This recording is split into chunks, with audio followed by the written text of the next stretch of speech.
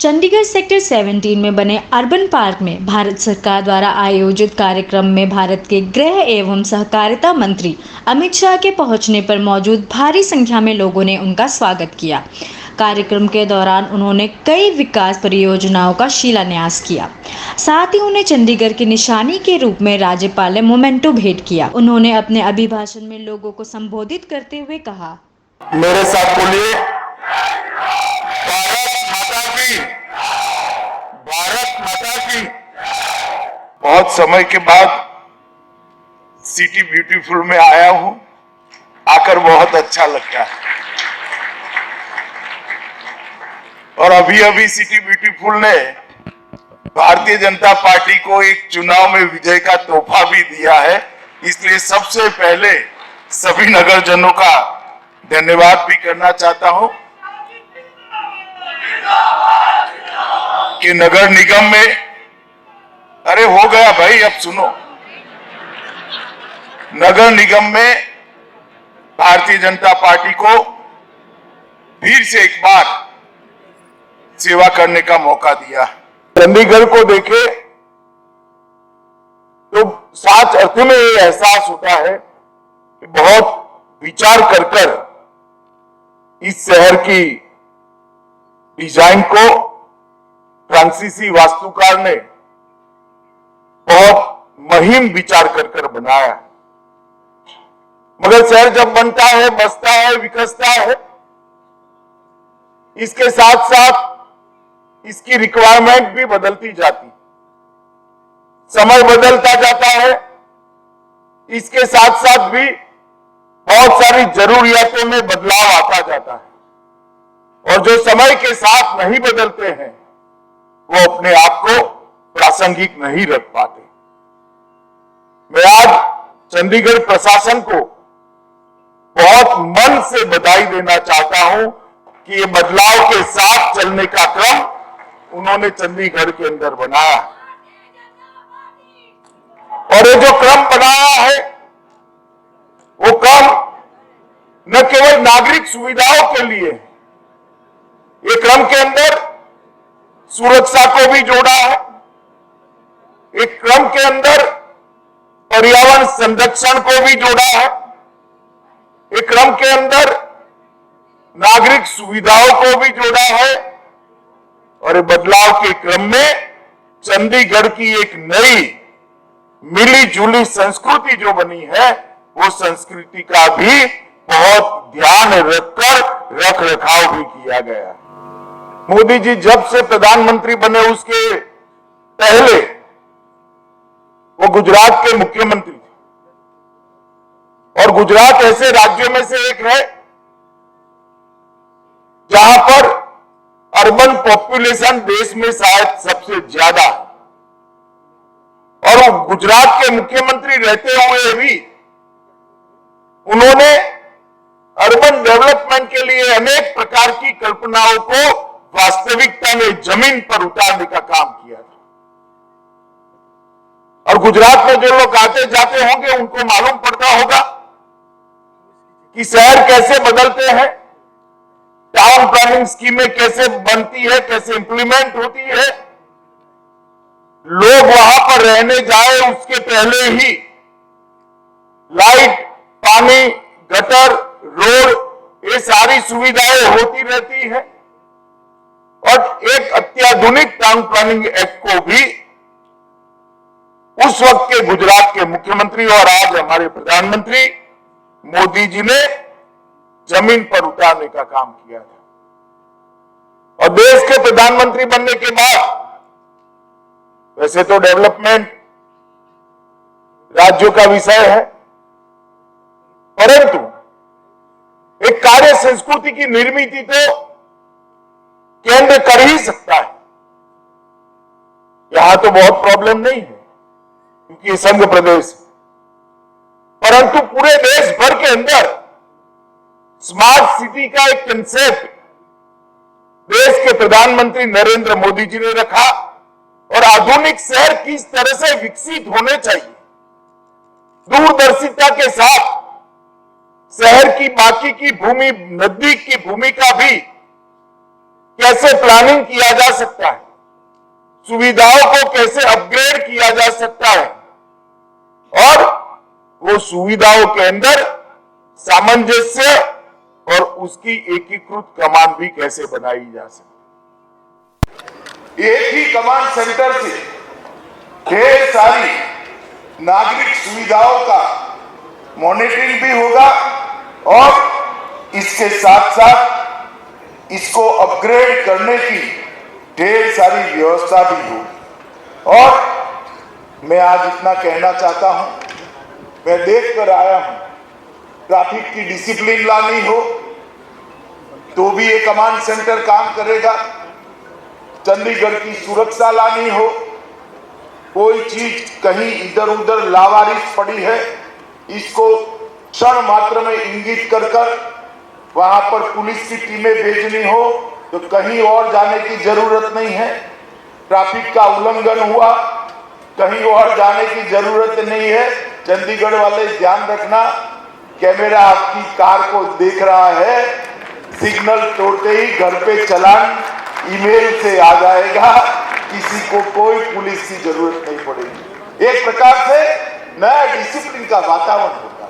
शहर में कहीं पर भी कूड़े कचरे की गाड़ियां अगर कूड़ा कचरा उठाने के लिए नहीं जाती है तो भी तुरंत ही वहां से सूचनाएं चली जाएगी। एक प्रकार से सभी नागरिक सुविधाओं को एक ही कमांड सेंटर में बनाने का काम किया है। मेरा तो प्रशासक महोदय से, गवर्नर साहब से निवेदन है कि सारी स्कूलों को धीरे धीरे कर 12th तक के सभी बच्चों को एक कमांड सेंटर देखने का कार्यक्रम बनाना चाहिए, जिससे आने वाले दिनों में जो नागरिक बनने वाले हैं उन पर भी एक प्रकार का संस्कार की निर्मित हो। मित्रों, चंडीगढ़ के अंदर पहले भी ढेर सारे काम हुए हैं। अभी बताया गया 40 बसें, इलेक्ट्रिक बसें दे दी गई है और 40 बसें देने का काम चल रहा है। मॉडल सोलर सिटी के रूप में उसको प्रस्तावित करने के लिए भी ढेर सारे इनिशिएटिव लिए गए हैं। पीपीपी मॉडल पर बाइक शेयरिंग सिस्टम शायद भारत का सबसे बड़ा बाइक शेयरिंग सिस्टम चंडीगढ़ के अंदर है और इससे चंडीगढ़ के वातावरण को शुद्ध रखने में बहुत बड़ी सफलता मिली है। स्रोत पर अलग अलग किए गए कचरे का 100% संग्रह और उसको इसके प्रबंधन के लिए भी बहुत अच्छी व्यवस्था करी है। शायद ये देश का सबसे पहला शहर होगा जहां पर 100% डिजिटाइजेशन समाप्त हो गया है। मित्रों, कई सारे काम, परंतु आज जो एकीकृत कमांड सेंटर का लोकार्पण हुआ है, मुझे बहुत आशाएं भी हैं, बहुत भरोसा भी है कि इससे आने वाले दिनों में चंडीगढ़ की नागरिक सेवाओं में बहुत बड़ी सेवाओं की वृद्धि का और इसके अंदर एक प्रकार की स्वयं शिष्ट के संस्कार भी खड़ा करने की संभावनाएं मैं देख रहा हूं। मैं फिर से प्रशासन जी को आग्रह करना चाहूंगा कि आप इतना सुनिश्चित करिए कि 12th तक की सभी बच्चे बारी बारी सैटरडे संडे को एकीकृत कमांड सेंटर देखने के लिए जाए। उनके सामने प्रशिक्षण वाला एक प्रेजेंटेशन भी तैयार हो और भविष्य के जो नागरिक है यही डिसिप्लिन के साथ चंडीगढ़ को आगे बढ़ाए, इसकी व्यवस्था करनी चाहिए। मित्रों, मोदी जी के नेतृत्व में 7 साल में देश में ढेर सारे क्षेत्रों में बहुत सारे काम हुए हैं। मैंने अभी अर्बन डेवलपमेंट के क्षेत्र में कुछ कामों का जिक्र किया, मगर विगत दिनों में सबसे बड़ा काम हुआ है तो मोदी जी के नेतृत्व में स्वदेशी वैक्सीन का निर्माण होना और 185 करोड़ डोज देश के लोगों को। और कहीं पर भी कोई अफरा तफरी का अनुभव नहीं हुआ। दुनिया पूरी अचंभित है कि 130 करोड़ की आबादी के इस देश के अंदर किस प्रकार से कोई हो हल्ला करे बगैर आराम से वैक्सीन होती है, सबको रिसीट मिलती है, इसका जनरल लिस्ट एक तैयार होता है दिल्ली में, और जिसको दोनों डोज मिले उसको सर्टिफिकेट भी मिल जाती है। देश भर में जिस व्यवस्था के साथ ये वैक्सीनेशन का काम हुआ है, टीकाकरण का काम हुआ है, पूरी दुनिया अचंभित है। बड़े बड़े विकसित देश भी अपनी कोविन ऐप को मांगकर अपने यहाँ व्यवस्था खड़ी करने का अब प्रयास कर रहे हैं, जो भारत ने पहले ही किया। और इसके कारण तीसरी लहर से बहुत सारे विकसित देश भी चिंतित भी हुए, आहत भी हुए।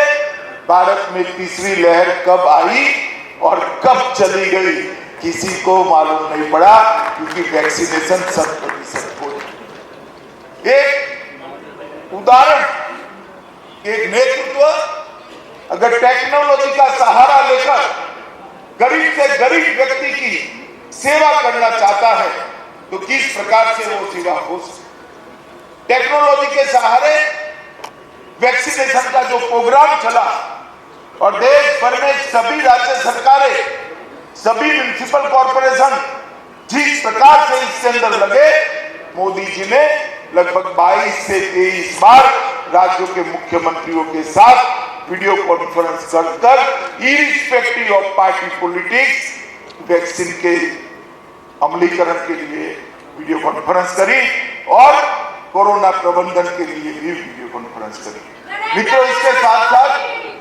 मैं एक दूसरी बात भी आपको कहना चाहता हूं। हालांकि अब जो मैं बात कहना चाहता हूं वो सबको इस सभागार में बैठे हुए लोगों से कोई लेन देन नहीं, मगर कोरोना आ गया, लॉकडाउन लग गया, देश का एक बहुत बड़ा तबका जो रोज कमाकर रोज खाता है, कोई ऑटो वाला होगा, कोई फैक्ट्री का मजदूर होगा, कोई खेत मजदूर होगा, ढेर सारे ऐसे लोग थे जो रोज कमाते थे और रोज खाते थे। लॉकडाउन हो गया, सारी व्यवस्थाएं बंद, ठेले वाले होते हैं, छोटी रेहड़ी वाले होते हैं, सबकी रोजगारी समाप्त। और पूरा दुनिया ये देख रहा था कि 80 करोड़ गरीब किस प्रकार से भारत इसको मैनेज करेगा।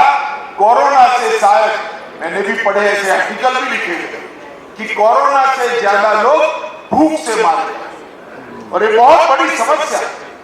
ईश्वर की कृपा है यहाँ बैठे हुए लोगों पर, हमें ये चिंता नहीं थी, मगर देश में 80 करोड़ लोग ऐसे थे, शाम को उसको क्या खाना वो उनके लिए बहुत बड़ी चिंता थी। यहाँ पर भी टेक्नोलॉजी का उपयोग कर मोदी जी ने 2 साल तक देश के हर गरीब व्यक्ति को प्रति माह 5 किलो अनाज फ्री ऑफ कॉस्ट भेज देता था।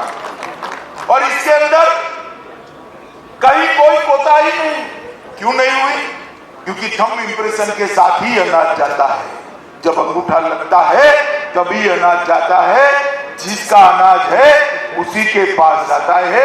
ये टेक्नोलॉजी को मोदी जी ने पहले ही देश के अंदर लगा दिया, और इसके कारण 80 करोड़ लोगों को 2 साल तक प्रति माह 5 किलो अनाज देश के प्रधानमंत्री ने भारत सरकार की ओर से भेजने का काम किया, और गरीब के घर के चूल्हे को, उसकी रसोई को अहर्निश चलती रहे, इसकी चिंता।